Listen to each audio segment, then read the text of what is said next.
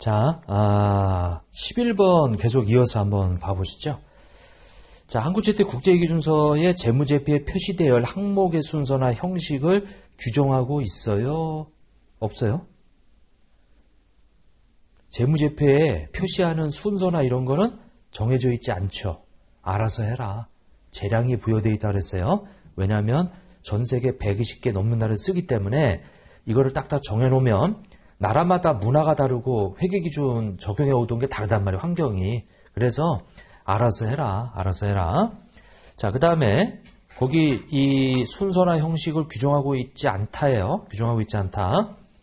자, 12번에 기업이 기존의 대출계약 조건에 따라 보고기한 후 적어도 12개월 이상 부채를 차환하거나 연장할 것으로 기대하고 있다면 그런 재량권이 없더라도, 자, 기업이 그런 의도를 가지고 있지만 이 기존의 대출계약 조건에 재량권이 있어요? 없어요? 재량권이 없잖아요, 이게. 근데 드디어 12개월 이내에 이 만기가 도래했어요. 그러면 우리는 거기 보고기간 후, 그러니까 12월 30일 이후에 12개월 이상으로 연장할 것으로 기대하고 있다 하더라도 재량권이 없으면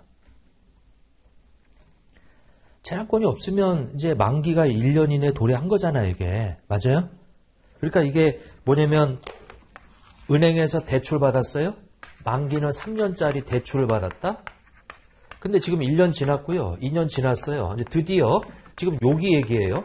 여기 얘기인데 요 보고기간 후에 이거 연장하겠다. 우리는 요때 가서 연장할 것으로 기대하고 있어. 근데 처음부터 그런 재량권이 부여돼 있어요? 안 돼 있어요? 재량권이 없는 대출이에요. 그게 지금 이제 드디어 12개월 이내 만기가 도래한다. 라고 하면 요 시점에는 이거 뭘로 분류해야 돼요? 유동으로 분류해야지. 그죠? 이 연장을 요때 했으면은 비유동이지만 요 12월 30일 지나서 요때 할 것으로 기대한대. 근데 우리 재무상태표는 요 바로 12월 30일 현재 상태를 나타내는 거라 요때는 유동이다. 이렇게. 자, 그래서 지금 그 중에 하나인데 제가 4가지를 말씀을 드렸는데 그림 그려서 사례 그 중에 요거 하나예요. 자, 그래서 아까처럼 여기 재량권이 있으면 어떻게 돼요? 재량권이 있으면 이건 뭘로 분류하는 거예요? 비유동으로 분류하는 거지. 왜냐면 연장할 거니까. 그리고 연장할 권리도 있고 이게 이렇게. 자, 그 다음에 13번을 한번 보시게 되면 기타 포괄손익, 공정가치 측정, 금융자산의 재측정 손익. 자, 근데 가로 열고 무슨 상품? 채무상품이네요. 그럼 얘는 재분류 조정을 할까요? 안 할까요?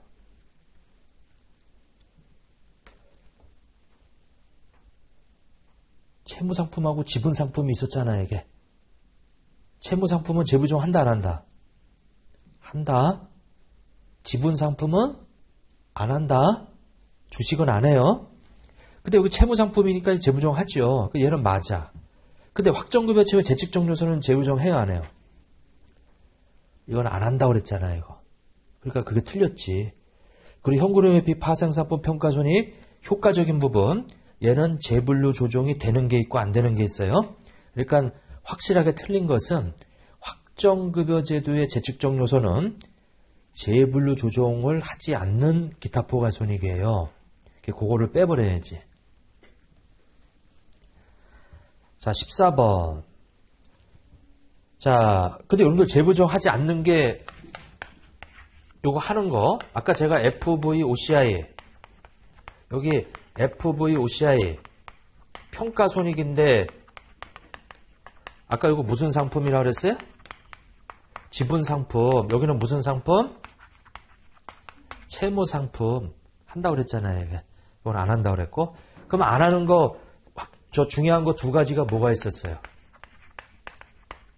재평가, 잉여금, 그 다음에 재측정 요소 이렇게. 적어도 요 3가지는 외우자. 이렇게.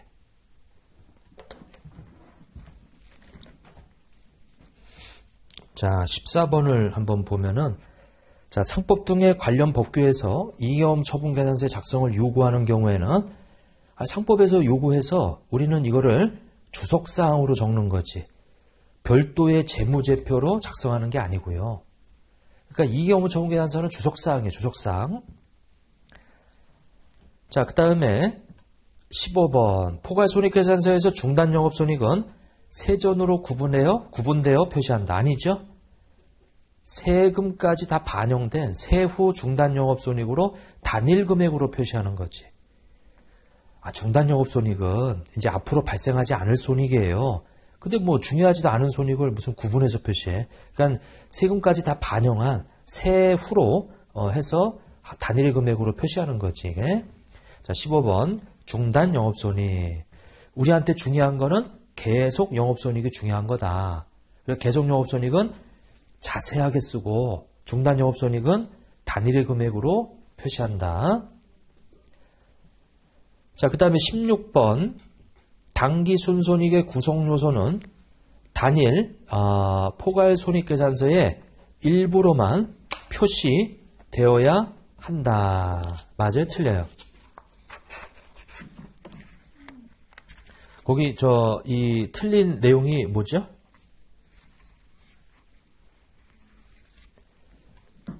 여러분들 우리 당기 순손익이 우리 포괄 손익계산서가 두 가지인데 단일의 포괄 손익계산서가 있고요. 그 다음에 두 개의 보고서. 근데 여기 단일의 포괄 손익계산서는 우리 수익에서 비용을 빼면 당기 순이익이 되고요. 거기서 기타 포괄 손익을 반영하면은 총 포괄 손익이 돼요. 이렇게. 그러면 당기 순손익이라고 하는 요거 있잖아요. 요거는 단일의 포괄 손익계산서만 표시할 수 있는 거예요. 아니면은 두 개의 보고서인 여기 별개의 손익계산서로도 표시될 수 있어요.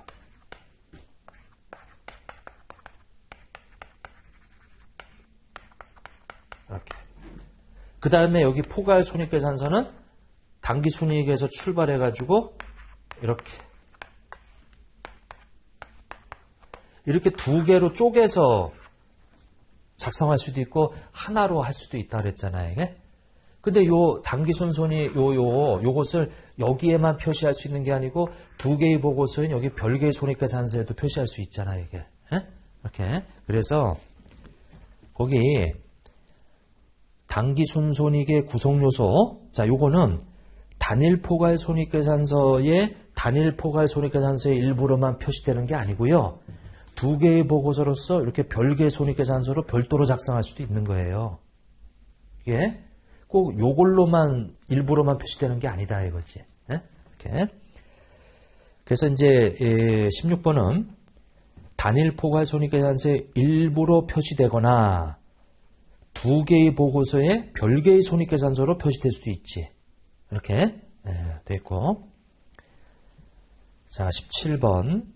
자, 외환손익 또는 FVPL, 단기매매 금융상품.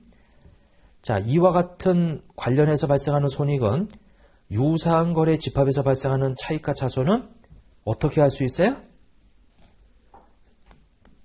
어떻게? 상계하여 순액으로. 제가 이거 아까 허용규정이라고 그랬잖아요. 이게 표시하여야 한다예요? 표시할 수 있다예요? 제가 이거 유사한 거래에서 발생하는 손익은 중요하면 구분 표시하고 중요하지 않으면 상계 표시할 수 있다 그랬잖아요. 이게. 그러니까 거기 뭐예요? 순액으로 표시할 수 있다. 할 수 있다. 이렇게. 자, 제가 허용 규정 바로 외환 관련 손익과 요거 FEPL 단기매매 관련된 손익에 대해서 유사한 거래에서 발생하는 이런 손익은 서로 상계해서 표시할 수도 있고요. 중요하면 상계하지 않고 총액으로 표시할 수도 있고요. 이렇게.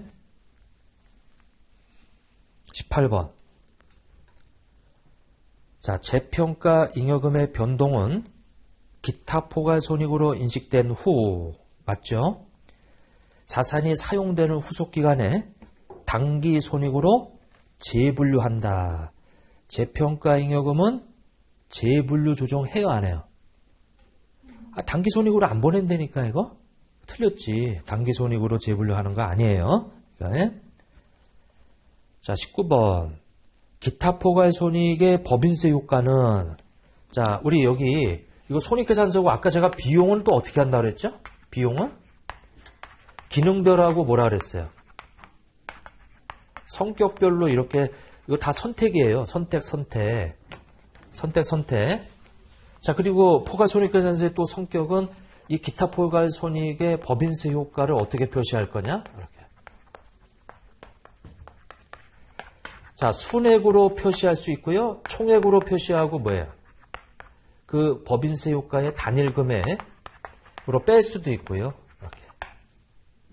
그러니까 둘 중에 선택이지. 법인세 효과. 이렇게. 자, 그래서 거기 19번에 기타 포괄손익의 구성 요소는 법인세 효과를 차감한 순액으로 표시할 수 있다지. 그죠? 왜냐면 총액으로 표시하고 법인세 효과를 합친 단일의 금액으로 뺄 수도 있거든. 예? 그래서 제가 포괄손익계산서에서 이 세 가지 선택사항이 있다 그랬어요. 다 선택이에요. 이게 이렇게.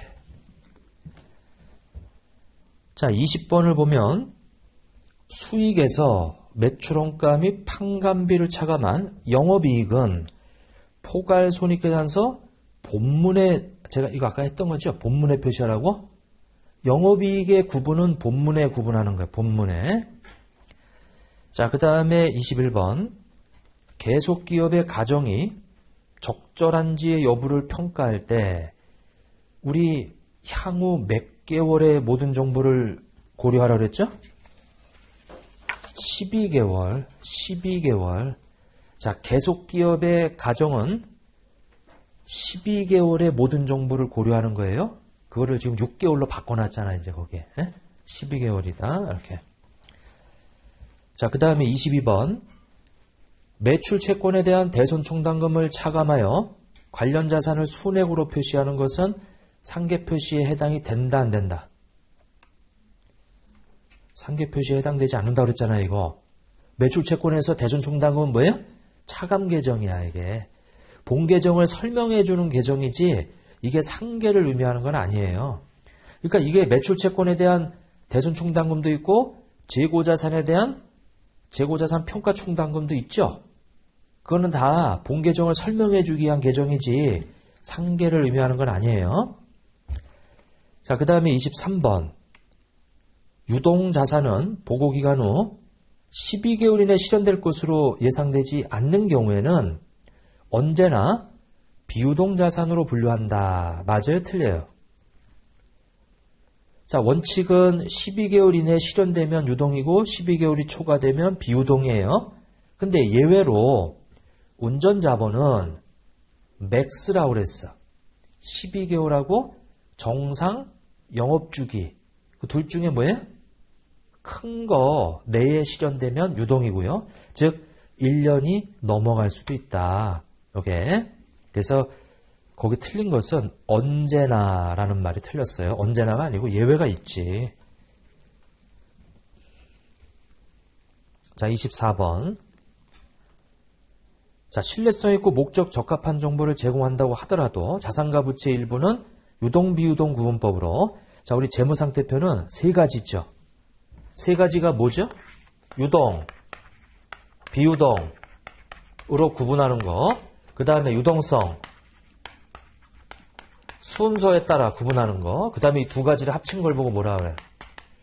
혼합법이라고 하지. 이렇게. 이게 재무상태표를 표시하는 방법이 유동, 비유동으로 구분해서 표시할 거냐, 유동성 순수에 따라 표시할 거냐, 혼합법. 자, 그러면 거기 지금 자산부채 일부는 유동, 비유동으로, 나머지는 유동성 순수에 따라 표시하는 혼합 표시 방법은 허용되지 않는다. 허용되지. 이거 이렇게.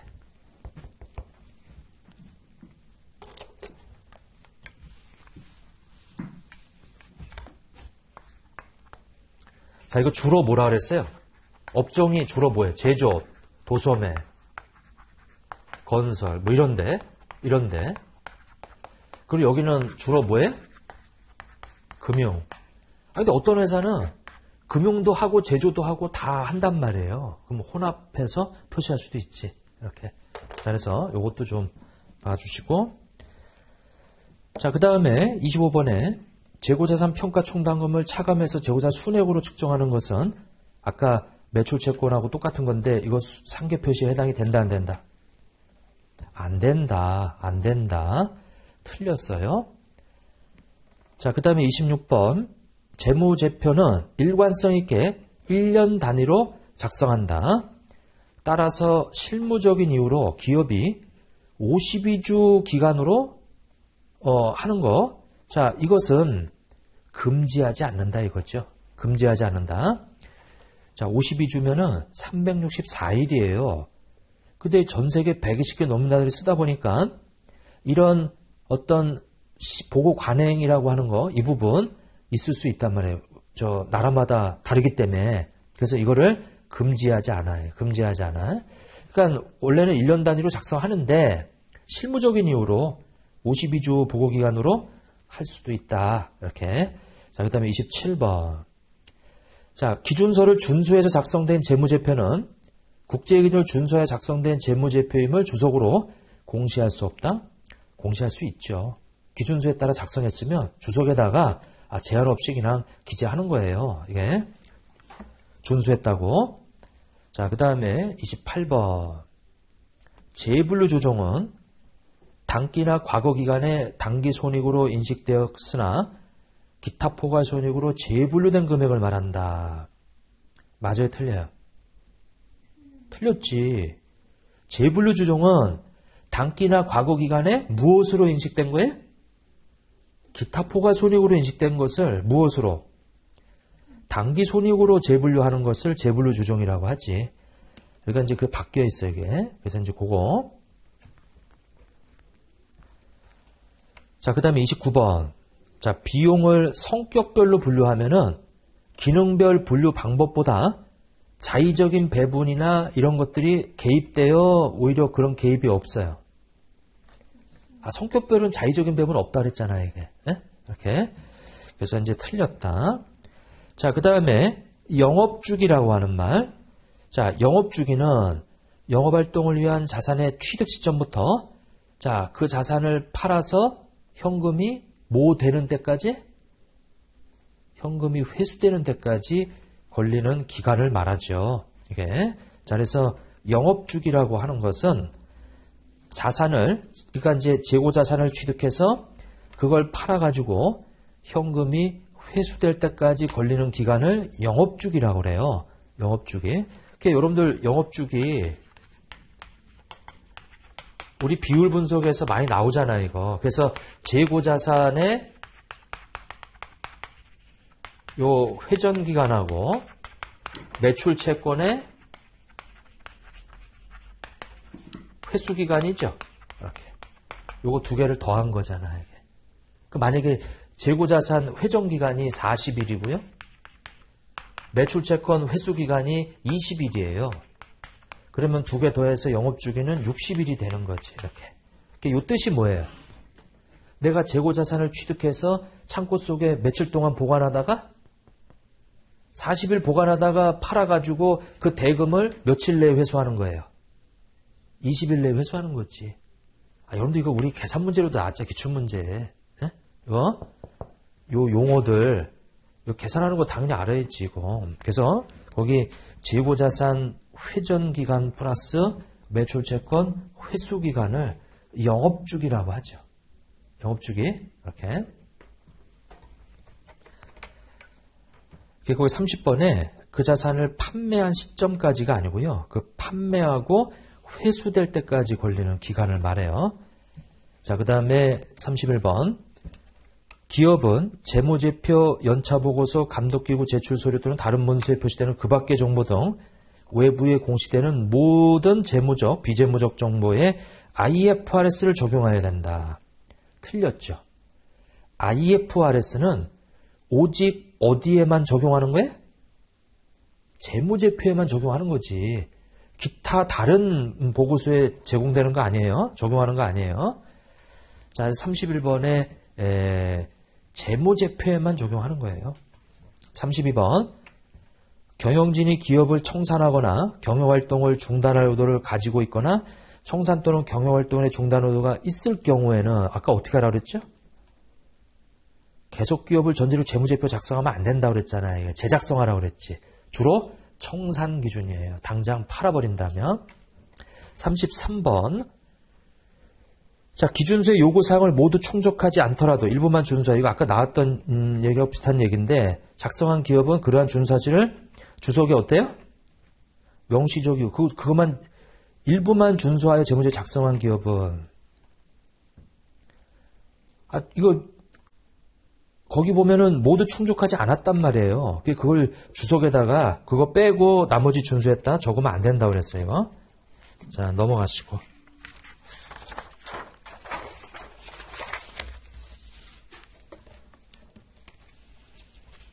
자, 34번.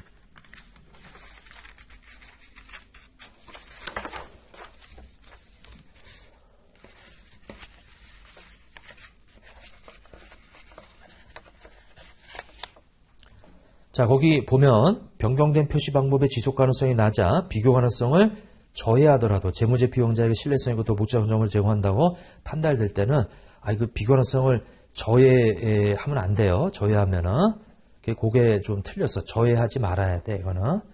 근데 이거는 좀 외적인 얘기라 그 34번은 좀 이렇게 좀 제껴 놓으세요. 34번은 너무 과해. 그 부분은 35번 보세요. 자, 매입 채무, 그리고 종업원 및 그 밖의 영업원가에 대한 미지급료, 이거 다, 이 운전자본이라고 하죠, 이거를. 이것은 보고기한 후 12개월 후에 결제될 일이 도래한다면 아니죠. 운전자본은 뭐라 그랬어요? 12개월하고 정상 영업주기하고 둘 중에 맥스로 해가지고, 판단한다 그랬지. 그래서 12개월만 가지고 판단하지 않아요, 이게. 그래서 정상 영업주기까지 해서 그렇게 둘 중에 맥스로 해서 이 유동 비유동을 분류한다라는 거. 자, 아무튼 요 재무제표 표시 이론 문제 무조건 나온다. 무조건 나온다. 그렇게 생각하시면 돼요. 자, 그다음에 이제 재고 자산으로 가 보세요. 재고 자산은 여러분들 시험에서 2문제 이상 나온단 말이에요, 이게. 근데 이제 그게 객관식으로 해서 이론 문제로 나올 수도 있지만 주로 계산 문제가 나오지. 네? 계산 문제. 그래서 거기 첫 번째 한번 봐 보세요. 자, 재고자산은 취득원가와 순실현 가능가치 중에서 어떤 금액으로? 우리 저가법이라고 하는 것은 취득원가보다 순실현 가능가치가 높아야 돼요? 낮아야 돼요? 낮아야지. 그래서 우리 취득원가와 이 순실현 가능가치하고 둘 중에 낮은 걸로 측정한다. 낮은 걸로. 그래서 요것이 이렇게 낮아질 때 그 차액이 뭐가 되는 거예요? 평가? 손실이 되고요. 만약에 이렇게 되면 그러면 이것은 인식하지 않지. 우리는 이걸 보고 저가법이라고 하죠. 이렇게 저가법. 그러니까 취득원가보다 얘가 떨어졌을 때 인식하고 올라가면 인식하지 않아요. 이게 저가법이란 말이에요. 그래서 여기 지금 요거.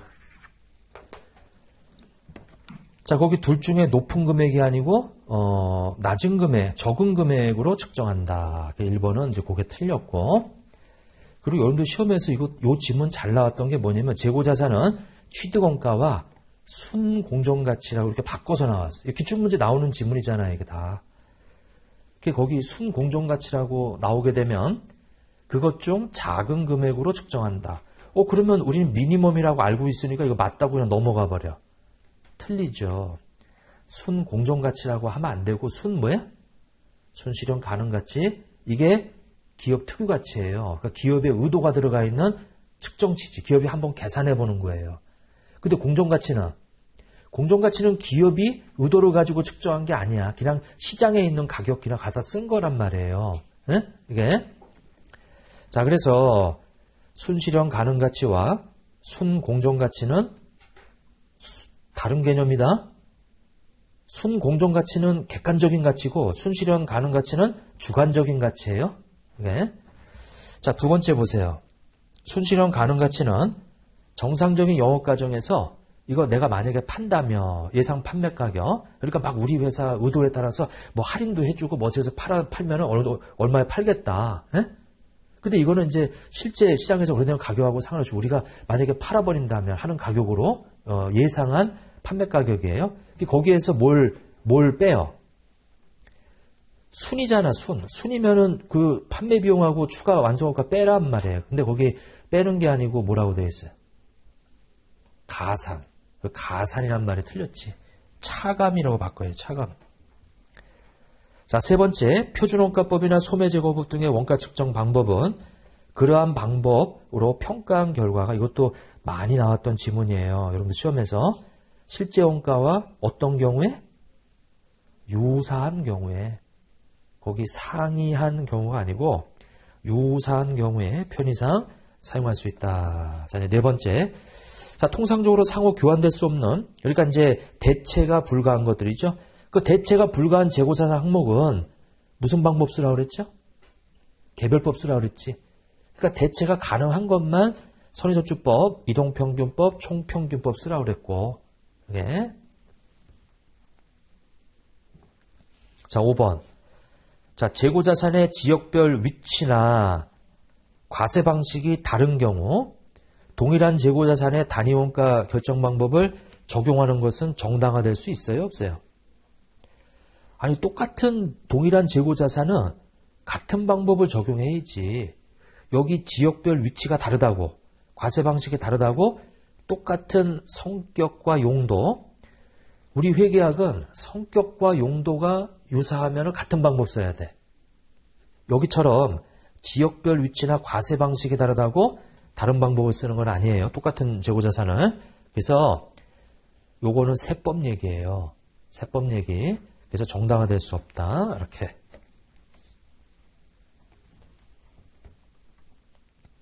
자, 그 다음에 6번. 저가법은 원칙이 항목별로 적용하죠. 예외로 유사한 재고자산들은 합쳐서 저가법 적용할 수 있어요. 근데 유사하지도 않은 것까지 다 합쳐서 하는 것은 인정되지 않아. 거기 총액 기준은 뭐다? 불가하다. 그거 이제 틀렸죠. 자, 7번에 확정 판매 계약 또는 확정 그 용역 계약이 돼 있는, 자, 그걸 통해서 가지고 있는 보유하고 있는 재고자산의 순실현 가능 가치는 일반 판매 가격에 기초하는 게 아니고요.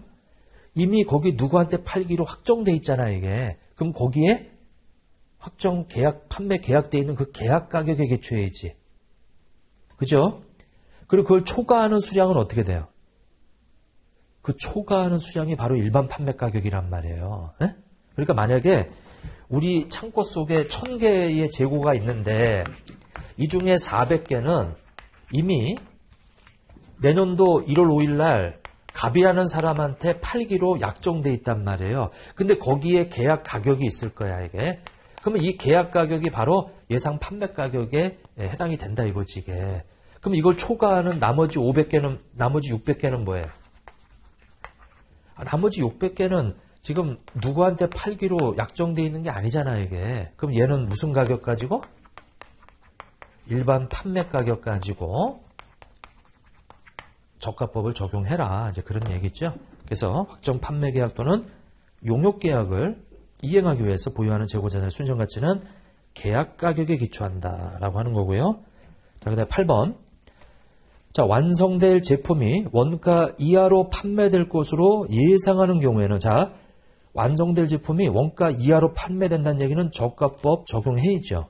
원가보다 낮게 판매될 것으로 예상되니까.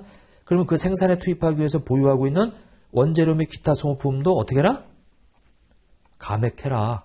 네?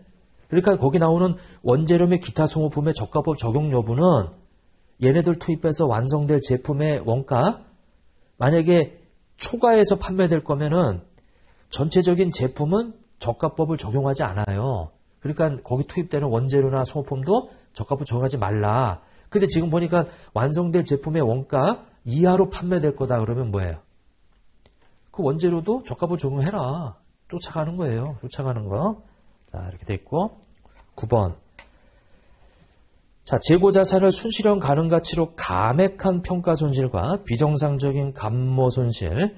자, 가로 열고 정상적인 감모손실은 제외. 이것은 감액이나 감모가 발생한 기간에 비용으로 인식한다. 맞아요? 틀려요? 거기 가로 열고 정상적인 감모손실도 뭐죠? 그것도 제외하면 안 되지. 그것도 비용 처리해야 되는데. 그래서 그 부분. 그래서 이제 모두 다 비용 처리해야 되거든. 모두 다. 그 가로 안에 있는 거 빼버려야 돼. 가로 안에 있는 거 빼고 그냥 감모손실, 평가손실과 감모손실이라고 해야지. 정상이든 비정상이든 이렇게. 자, 그 다음에 10번. 재고자산을 평가에 저가법을 적용함으로써 발생한 재고자 평가손실은 영업의 비용으로 인식하고. 아니죠. 영업의 비용이 아니고 뭐예요? 주로 매출원가에 가산하고요. 재고자산의 장부금액에서 어떻게? 직접 차감하지 않고 어떻게 해요? 재고자의 장부금액에서 간접적으로 차감 표시하지. 그러니까 재고자산 평가충당금이라는 별도 계정을 써가지고 차감 표시한단 말이에요. 여기처럼 직접 차감한다고 표현하면 안 되고요. 이렇게. 자, 그 다음에 11번으로 한번 가보세요. 자, 시송품은 한번 써보세요. 그러면 물건은 점유가 이전됐지만 팔은 건 아니지. 매입자가 매입의사 표시를 해야 돼요. 근데 보니까 매입의사 표시 여부와 상관없이 판매된 것으로 보아야 하기 때문에 틀렸죠. 이전됐다 하더라도 고객이 매입의사 표시한 것만 팔은 거고요. 매입의사 표시하지 않은 것은 팔은 거 아니에요. 자, 물건의 이전만 점유가 이전됐다고 해서 팔은 게 아니다. 자, 그 다음에 12번. 자, 선적진도 조건의 미착 상품에 대한 운송비, 보험료 등을 누가 부담해요? 매입자가 부담하는 경우에는 그러면 선적할 때부터 매입자 거죠? 그러면 거기 발생하는 운송비, 보험료는 매입 부대 비용이죠. 그래서 이를 매입자의 손익계산서의 판관비로 보고하는 게 아니고 매입자의 취득원가에 포함시켜야지. 이게 그래서 이제 그게 틀렸어요. 자, 13번에 도착진도 조건인 경우에 상품이 선적된 시점에 소유권이 매입자에게 이전되기 때문에 자, 도착진도 조건의 경우는 상품이 선적된 시점에 소유권이 매입자한테 넘어가나요? 아니지. 우리 매입자의 창고에 어떻게 돼야 돼요? 도착이 돼 있지. 그래서 거기 미착 상품은 매입자의 재고자산에 포함시키는 게 아니에요. 아직 도착하지 않은 이 미착 상품은 아직 누구 거다? 판매자 거다. 판매자 거다. 이게. 자, 그 다음에 14번. 생물자산은 최초 인식 시점과 매 보고기간 말에 자, 우리 생물자산과 수확물은 뭘로 측정하죠? 공정가치가 아니고 순공정가치. 순공정가치. 자, 다만 공정가치를 신뢰성 있게 측정할 수 없으면 어쩔 수 없이 원가로 가야 되죠. 그래서 거기 공정가치가 아니고요. 앞에 뭐가 붙어야 돼요? 순자가 붙어야 돼. 순자가. 자, 15번에 생물자산에서 수확된 수확물은 수확 시점에 아까 뭐라고 그랬어요? 순 공정가치로 측정하지. 원가가 아니고요. 자, 16번에 생물자산을 최초 인식 시점에 순공정가치로 인식하여 발생하는 평가손익과 생물자산의 순공정가치 변동으로 발생하는 평가손익. 자, 생물자산 딱 하면 무슨 생각이 나야 되냐면 기타 포괄손익이 없다. 그냥 다 뭐야? 다 단기손익이에요. 그래서 거기 발생한 기간에 단기손익에 반영한다라고 하는 거. 자, 그 다음에 17번. 재고자산의 단위원가는 개별법이 적용되지 않으면 선의선출법이나 후의선출법이나 가중평균법을 사용해서 결정한다. 맞아요? 틀려요? 지금 뭐는 인정 안 하죠? 후의선출법은 인정하지 않아. 후의선출법도 거기 들어가 있으면 안 돼요. 자, 그 다음에 18번에 순실현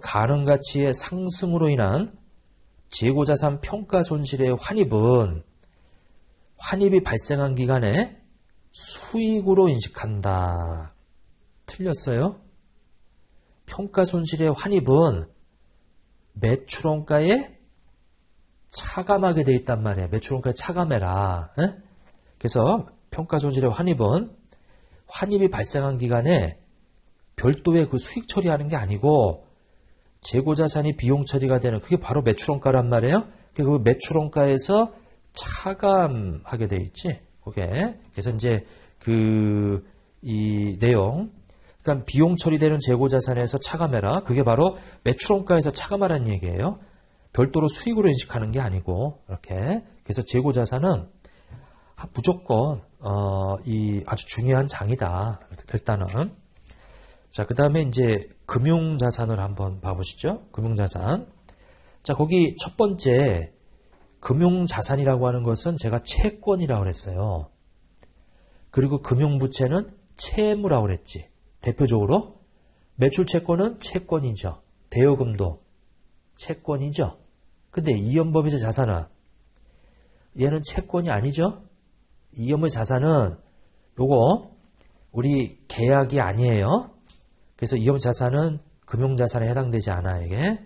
자, 그것 때문에 틀렸고요. 그 다음에 두 번째, 자, 자기 지분 상품으로 결제되거나 결제될 수 있는 계약으로 확정 수량의 자기 지분 상품에 대해서 확정 금액의 이 현금 등 금융자산의 교환을 통해서만 결제될 파생 상품은 거기 금융부채라고 돼 있는데, 여러분들 요 지문은 좀 어려운 지문이긴 하지만 요거 있죠?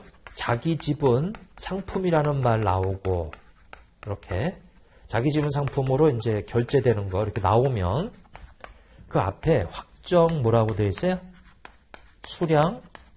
그 다음에 뒤에는 확정 뭐라고 돼 있어요? 금액. 자, 요렇게 자기 지분 상품으로 결제되는 것은 얘는 지분 상품이야. 예, 지분 상품. 그리고 요것만 빼고 나머지들은 다 채무 상품이에요. 채무 상품. 금융부채.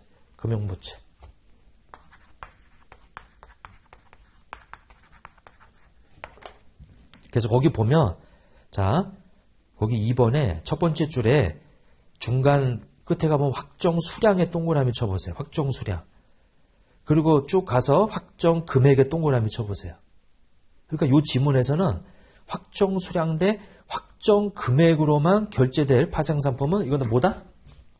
지분 상품이다 이거예요. 그리고 만약에 거기에 확정 수량, 확정 금액으로 돼 있는데 그 뒤에 그 교환을 통해서만 결제될 파생 상품을 제외한다 그러면 그건 금융부채야, 그거는. 이렇게. 그러니까 이제 확정 대 확정으로 돼 있는 것만 지분 상품이고, 만약에 여기가 미확정이다. 그리고 여기는 확정이다. 또는 여기가 확정인데 여기가 확정인데 여기가 미확정이다. 이렇게. 또는 둘 다 미확정이다. 이렇게. 둘 다 미확정이다. 그러니까 얘네들은 다 뭐다? 금융부채다. 이렇게. 자, 그 다음에 넘어가서 거기 3번에 자, 파생상품은 모두 FVPL로 분류한다. 여기서 틀린 거는 뭐죠? 모두란 말이 틀렸어요. 원칙적으로. 왜냐하면 파생상품 중에서 파생상품은 원칙이 무조건 FVPL이에요. 원칙이. 근데 예외 두 가지가 있다 그랬어요. 뭐 이거 몰라도 돼요, 여기나. 예외. 그러니까 이제 모든 파생 상품은 FVPL이다 그러면 틀려요. 왜냐면 이제 예외가 두 가지가 있기 때문에. 자, 그 다음에 4번. 금융자산의 취득 시 거래 원가는 공정가치에 가산한다. 맞아요, 틀려요? 아니, 원칙적으로는 맞지만 예외가 있잖아요, 이게. 뭐냐면 FV PL. 이 거래 원가는 원래 원칙은 뭐예요? 공정가치에 어떻게 하는 거예요? 가산하는 거예요. 가산하는 거예요. 근데 예외가 하나 있는데 그것은 FV 뭐일 때? PL일 때는 그 거래원가를 뭘로 처리하죠? 단기 비용 처리하잖아 이게. FVPL일 때는. 오케이. 그래서 거기 금융자산의 취득 시 거래원가는 원칙적으로 공정가치에 가산한다. 그럼 맞아요. 근데 이제 그냥 뜬금없이 공정가치에 가산한다 그러면 이게 예외가 있거든. 요거 단기손익 공정가치 측정 금융자산으로 분류가 되면 그 거래원가는 단기 비용 처리해야 돼 이게.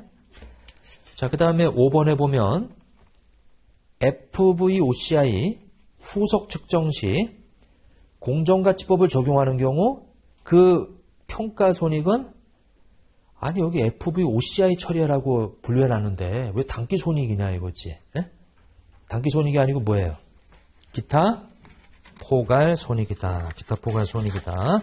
자, 이제 그렇게 되어 있고, 자, 그 다음에 넘어가서 자 6번 봐보세요. FVOCI 채무상품의 손상차손 계산 시 기대시용 손실은 지금 손상된 요 현행 시장이자율로 할인해요. 처음에 취득시의 유효이자를 그대로 써요. 취득시의 유효이자 그대로 써야지. 왜? 손상이 뭔데? 현금 흐름의 변동을 우리가 손상이라고 하는데 이자율의 변동을 반영하면 안 되지. 그죠? 그래서 최초 우리 취득시의 유효이자를 쓰는 거예요. 자, 그 다음에 7번 기타 포괄손 공제추정 금융자산 지분상품의 손상차손은 단기 비용 처리한다. 자, 우리 주식에 대해서는 손상 대상이 아니에요. 아니 손상이 바로 원금과 이자 그 캐시플로우가 달라지는 걸 우리가 인식하는 건데 지분상품은 원금과 이자로 돼 있어요? 아니잖아 이게. 그 주식은 손상의 대상이 아니에요. 그래서 틀렸다. 아예 손상차손을 인식하지 않아요. 자, 8번 FVPL 금융자산은 공정가치로 평가하죠. 그래서 그 평가손익을 뭘로 처리해? 이거 단기손익으로 하라고 PL이라고 해놨잖아 이게. 그러니까 단기손익에 반영한다.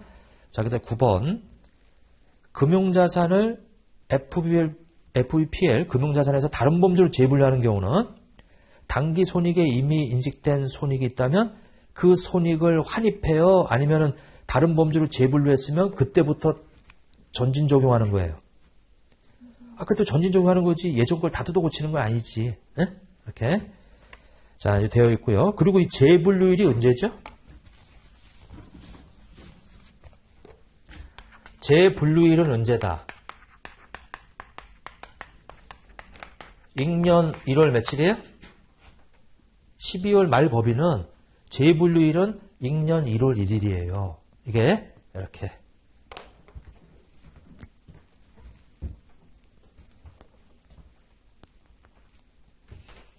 자, 이제 그 다음에 10번. 자, 채무 상품의 손상차손 환입은 아니 손상 관련 손익은 다 단기 손익이에요. 손상차손도 손상차손 환입도 다 단기 손익으로 인식한다. 이렇게. 자, 그 다음에 11번 보면 금융상품의 기대시용 손실은 발생 가능성이 매우 낮고 신용위험이 존재한다. 신용위험이 존재해도 우리가 손상은 기대시용 손실은 자, 기대신용 손실은 요거 다른 말로 여러분들이 제일 잘 아는 말은 뭐예요? 대손 뭐예요? 충당금은 또 다른 말로 뭐라 그래? 손실 충당금은 괜히 어렵게 써가지고 기대시용 손실은 우리가 기대하는 캐시플로우를 못 받게 되는 거 그게 바로 대손 충당금 손실 충당금이란 말이에요. 근데 이거를 인식하는 것은 우리가 신용 위험이 있어도 인식을 하고요. 실제로 손상이 돼도 인식을 하고요. 근데 이 위험이 유의적으로 증가하지 않아도 인식을 하고요. 유의적으로 증가해도 인식을 하고요. 다만 위험이 그렇게 크진 않으니까 이건 그냥 몇 개월? 12개월의 위험이 반영된 못 받게 될 금액 기대시효 손실을 잡고 요거는 뭐예요? 중요하면 그 채권의 전체 기간의 위험을 반영하는 거지. 이게. 네. 자, 그래서 거기 그 11번은 인식하는 거죠. 이게 신용위험이 있으면 무조건 인식해야지. 자, 그 다음에 12번에 보면 지분 상품은 보유 중에 지정할 수 있어요? 제가 이거 취득 시에만 지정할 수 있다 그랬어요. 취득 시에만. 취득 시에만. 내가 취득하고 나서 중간에 다른 걸로 지정할 수 없어요. 취득할 때만 지정할 수 있는 거지. 자, 그 다음에 13번. 사업 모형이 원리금 회수 또는 원리금 회수 및 매도. 자, 원리금 회수가 뭐죠? 이게 A씨잖아, 이게. 그리고 원리금 회수뿐만 아니라 매도 목적도 있어요. 그럼 이게 FV 뭐예요? OCI이지. 근데 그냥 매도 목적만 있으면 뭐예요? FV PL이지. 그러면 이런 것에 해당하는 채무 상품이 만약에 회계 불일치를 제거하거나 유의적으로 줄이기 위해서 최초 인식 시점에 뭐 할 수 있어요? 요거 예외라고 해서 FVPL로 뭐 할 수 있다? 지정할 수 있지. 근데 한 번 지정하면 취소할 수 있다 없다? 취소할 수 없기 때문에 그 이후에 다른 데로 재분류할 수 없어요. 맞아요? 재분류할 수 없다. 13번. 자, 그 다음에 14번. 자, 금융자산을 AC 범주에서 FVPL로 재분류하는 경우에 재분류일에 공정가치, 무조건 재분류는 공정가치로 재분류하는 거예요. 그래서 금융자산의 재분류 전에 A씨하고 차이 나는 거. 여러분들 아까 제가 이거 1월 1일이라고 그랬잖아요, 이게. 그래서 A씨로 돼 있다가 이거를 우리는 FV 뭘로? PL로. 그러면 요때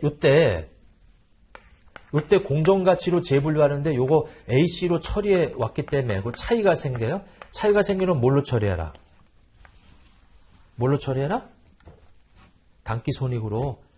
근데 요 A씨를 FV OCI로 재분류하면은 공정가치로 대체하고 요 A씨하고 차이 나는 것을 뭘로 처리해라? 재분류. 그죠? 요건 삼각형가로 돼 있다가 공정가치로 대체하고 나면 차이 나는 거 뭘로 처리해라? 얘는 차이 나는 거 뭘로 처리해라? OCI 처리해라. 네? 이렇게 재분류. 그래서 거기 14번에 뭐가 틀렸어요? 그 차이 나는 것을 기타 포괄손익이 아니고 뭐예요? 단기손익이지. 그리고 15번 봐보세요.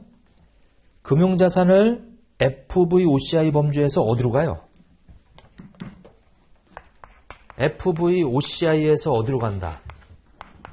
AC로 간다. 그러면 공정가치로 대체를 하죠. 그리고 여기 OCI가 있어요?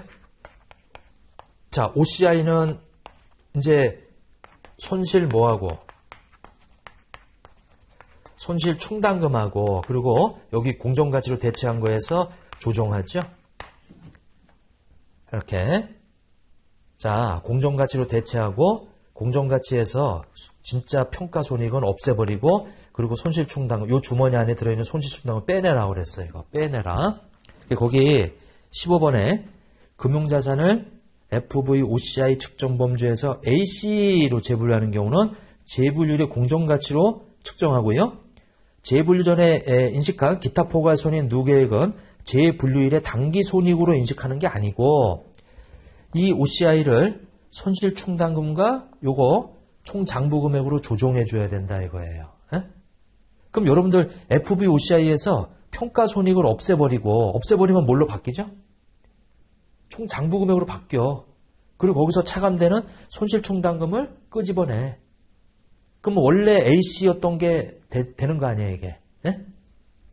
여기 공정가치로 이렇게 1,000원이다. 1,000원이에요. 그리고 요 총장부금액이 900원이고 손실충당금이 만약에 100원이야. 이렇게. 요거다. 1,000원이다. 그 다음에 총장부금액이 900원이에요. 그리고 손실충당금이 100원이에요. 자, 그래서 요거 쭉 빼게 되면 요게 800원이다. 이렇게 돼 있단 말이에요. 근데 우리 FB OCI에서는 요거 차이 나는 것을 우리는 OCI 평가 이익으로 해서 200원 이렇게 돼 있단 말이에요. 근데 이렇게 표시되어 있던 것을 AC로 바꿔요. AC로 바꾼다. 근데 이제 공정가치가 얼마예요? 1,000원이지. 그러면 1,000원으로 이렇게 대체를 시켜. AC로. 그러고 나서 여기 OCI가 얼마가 있어요? 200이 있지. 근데 이 200 안에는 요 손실 충당금하고 요 평가 손실 얼마가 들어있어요? 100씩 들어있잖아, 이게. 그러면 이 OCI에서 손실 충당금 얼마를 끄집어내야 돼요? 100을. 그리고 여기 AC에서 1,000원에서 요 100을 빼면 1,000원으로 대체된 금액에서 여기 지금 1,000원으로 대체된 금액에서 FVOCI 1,000원 이렇게 대체된 금액에서 이거 OCI 이거 붕괴하게 되면 요 AC가 1,000원에서 100원 빼면 뭘로 바뀌어요? 1,000원에서 100을 빼면 900으로 바뀌잖아 이게. 그리고 여기 주머니 안에 있던 손실충당을 빼내면 요걸로 표시가 돼서 요거 재무상태표에 900원이고 100원이고 800원으로 이렇게 표시가 됐지. 지금 여기 노란 거 뺏겨내는 작업이에요, 이거. 이렇게 돼 있단 말이에요. 이거 이제 여기서 할 게 아니고 우리 저 계산 문제에서 저거 우리 재분류 여러분 기출 문제에도 몇 개 있어 저거. 몇 개 있는데 아무튼 거기 15번의 지문 FVOCI에서 AC로 가게 되면 그거 단기 손익으로 인식하는 게 아니고요. 단기 손익 인식하는 거 아니죠. 그래서 이제 거기 그 손실 충당금하고 그 다음에 이제 이 공정가치에서 조정하는 거예요. 100원을 조정해 줘야 돼. 그러면 1,000원에서 100원을 빼면 얼마로 바뀌어요? 요걸로 바뀌어 900원으로. 여기 지금 공정가치로 요 갓이 씌워져 있는데 거기서 빼버리면 900으로 바뀌어 요게. 그럼 원래부터 AC인 것처럼 바뀐단 말이에요. 그렇게 이제 되어 있더라. 자, 해서 그까지 좀 봐주시고, 그 다음에 이제 유형자산 넘어가죠. 왜냐면 금융상품은 공부를 해도 어렵죠. 내용이. 근데 이제 유형자산은 익숙해. 근데 의외로 여기서 세 문제가 이렇게 막 나온단 말이에요, 이게. 그러니까 이제 유형자산 좀 잘 해두시고, 금융상품은 해도 참 아리까리하다. 그래? 근데 이제 그 정도 내용은 좀 보시고요. 조금만 쉬었다가 유형자산 보도록 이렇게 하죠.